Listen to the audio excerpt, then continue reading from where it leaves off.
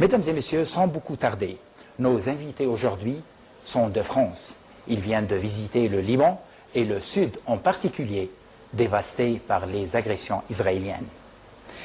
J'ai le plaisir d'accueillir sur ce plateau messieurs Thierry Meyssan, journaliste et écrivain, président du réseau Voltaire pour la liberté d'expression depuis 1994, monsieur Dieudonné Mbala, humoriste et acteur de cinéma, activement engagé contre les discriminations, et monsieur Alain Soral, écrivain, sociologue et cinéaste. Merci d'être avec nous, messieurs. Bonjour, monsieur. Bonjour et merci. Merci à vous de nous accueillir. Bienvenue.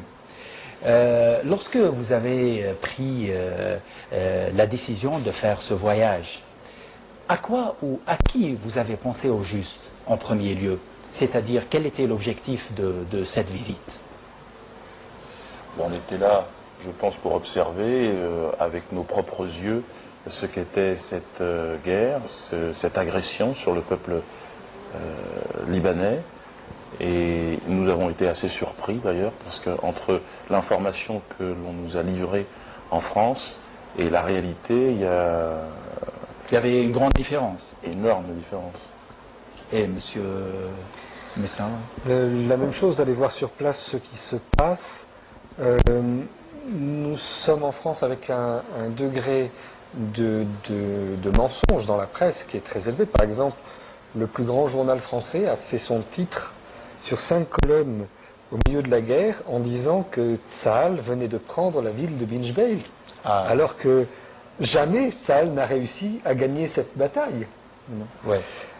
Où nous n'imaginions pas du tout en fait les destructions de cette nature, parce que on nous présentait les roquettes du Hezbollah tirant sur Israël et on laissait entendre que les Israéliens avaient le même type de moyens. Alors qu'en fait, les Israéliens sont arrivés avec des bombardiers, ouais. Ils ont utilisé 180 000 bombes, ce sont des destructions considérables qui n'ont absolument aucun rapport avec l'image que nous en avions.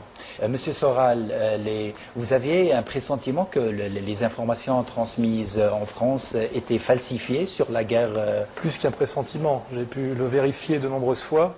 Et moi, ce qui m'a amené ici, c'est presque un sentiment de honte. C'est-à-dire qu'en tant qu'intellectuel français, il y a 2 traditions. Il y a une tradition qui nous lie à un certain monde arabe, le vôtre, oui. à qui on tourne le dos de plus en plus pour obéir à des gens qui ne sont pas vraiment nos frères. Et il y a une tradition de vérité des intellectuels français qui est en train de disparaître de France complètement. C'est-à-dire que ce qui est absolument inouï, c'est qu'on ne peut pas parler de ça en France aujourd'hui. Il faut venir chez vous à Damas pour que une parole de vérité puisse s'exprimer sur ce sujet. Malheureusement. En visitant le Liban, et précisément le sud Liban, trop affecté par les agressions israéliennes, par la sauvagerie israélienne, qu'est-ce qui vous a choqué le plus? Quelle scène ou bien quelle image vous a fait vous a fait trop de mal au cœur? Monsieur Dieudonné, oui. Moi, j'ai envie de dire qu'on a été évidemment choqué par la violence. C'est inouï, je crois que... Bon, je ne peux pas faire de parallèle, je ne suis pas un spécialiste des agressions militaires, mais je crois que là, on a observé l'ampleur des une dégâts. situation assez impressionnante. C'est-à-dire que les immeubles en ruine, sur des quartiers immenses, des milliers de personnes, voire près d'1 million de personnes déplacées. Mais moi, ce qui m'a le plus étonné, c'est de voir je pense que c'est la victoire, parce que c'est la première fois qu'Israël recule. Oui. Je crois que c'est un moment charnière, c'est un moment important. Et la population est extrêmement courageuse, mais surtout très positive. Il y a beaucoup de rire sur le visage. Il y a cette volonté de vaincre, là, il y a de vivre. On sent qu'il y a une victoire, que le Liban s'est retrouvé renforcé, unifié, et que le Liban est aujourd'hui certainement dans le monde le baromètre d'un grand changement. Oui, et bien sûr, grâce à cette résistance courageuse. Voilà. Oui. La majorité des victimes, monsieur Meyssan, les victimes des bombardements israéliens étaient des civils innocents dont des enfants, des femmes, des vieillards. Et n'oublions pas aussi les massacres qui ont eu lieu à Qana, à Marwahin et à Al-Qa', où il y avait des dizaines d'enfants, de vieux, d'innocents qui ont été tués par la sauvagerie israélienne. Commettre des massacres contre des civils innocents, comment vous appelez ça? Écoutez, des généraux israéliens ont déclaré l'autre jour qu'à leurs yeux, il n'y avait pas de civils innocents. D'ailleurs, il n'y avait pas d'innocents du tout, et qu'ils pouvaient tuer qui ils voulaient. C'est-à-dire que, à leurs yeux, ces gens, ce ne sont pas des hommes, ils ont le droit de tuer comme ça, et c'est leur supériorité qui s'affiche de cette manière. Donc, pour nous, ce qui est choquant, finalement, au-delà de toute chose, c'est que la vie humaine n'a... En fait, les Israéliens, là, Oui. n'ont pas attaqué, comme ils le disent, des objectifs militaires à aucun moment. Enfin, peut-être quelques-uns au passage, mais ils ont tellement bombardé qu'ils ont dû aussi... Oui. Ils ont dû aussi toucher des objectifs militaires, mais ils ont livré une guerre contre un peuple. Et ils ont montré qu'ils voulaient refuser le droit de vivre à ce peuple. Voilà. C'est-à-dire, lorsqu'on a vu, bien sûr, on a vécu cette guerre, toutes les frappes israéliennes visaient les quartiers civils, les infrastructures, les innocents, c'est-à-dire...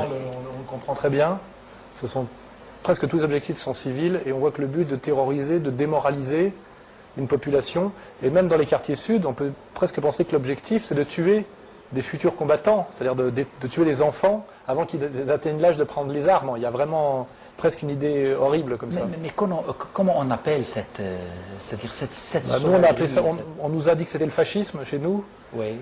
et ça fait réfléchir, oui, parce que c'est pour ça qu'on ne voit pas ces images-là à la télévision française. Malgré l'entrée en vigueur du cessez-le-feu à travers la résolution onusienne 1701, les Libanais ne sont pas encore à l'abri, puisqu'il y a toujours des agressions israéliennes, il y a toujours ce blocus aérien et maritime imposé contre le Liban, des provocations, des violations quotidiennes de l'espace aérien libanais. Je pense qu'Israël ignore complètement et prend à la légère toute résolution onusienne. Comment vous expliquez tout ça, Monsieur Dieudonné? Ce mépris, cette arrogance, ce chantage systématique à l'antisémitisme, faire référence des souffrances du passé pour expliquer des massacres ou justifier je ne sais quel sentiment d'insécurité. Je crois que les temps changent et que nous sommes face à une organisation basée sur le mensonge, la tromperie. Et les Nations Unies, pour l'instant, sont au mieux impuissantes, au pire collaborent avec la puissance financière de l'axe américano-sioniste. Donc, M. Soral, à quoi ça sert de se réunir au Conseil de sécurité, de prendre des décisions, de promulguer des résolutions, puisqu'Israël ignore tout ça C'est pour faire croire qu'il y a un camp de la démocratie qui respecte, soi-disant, c'est du formalisme démocratique, c'est pour faire croire qu'il y a un camp qui respecte des règles et l'autre qui ne les respecterait pas, c'est-à-dire les terroristes et ce qu'on appelle le monde civilisé.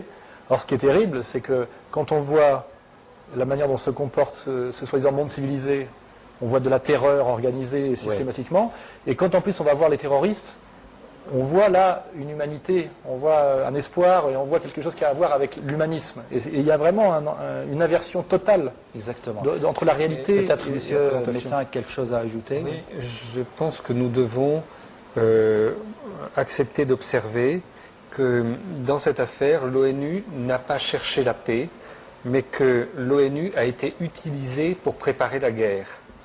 La résolution 1559 est une violation de la souveraineté du Liban.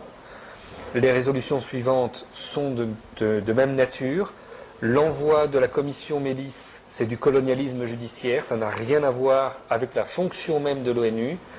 La résolution 1701, ça a consisté à entériner l'agression israélienne et à en plus prétendre que de rejeter la responsabilité sur la résistance libanaise. Oui. Donc, vraiment, on voit qu'aujourd'hui, l'ONU bafoue ses propres principes et est instrumentalisée par les États-Unis et Israël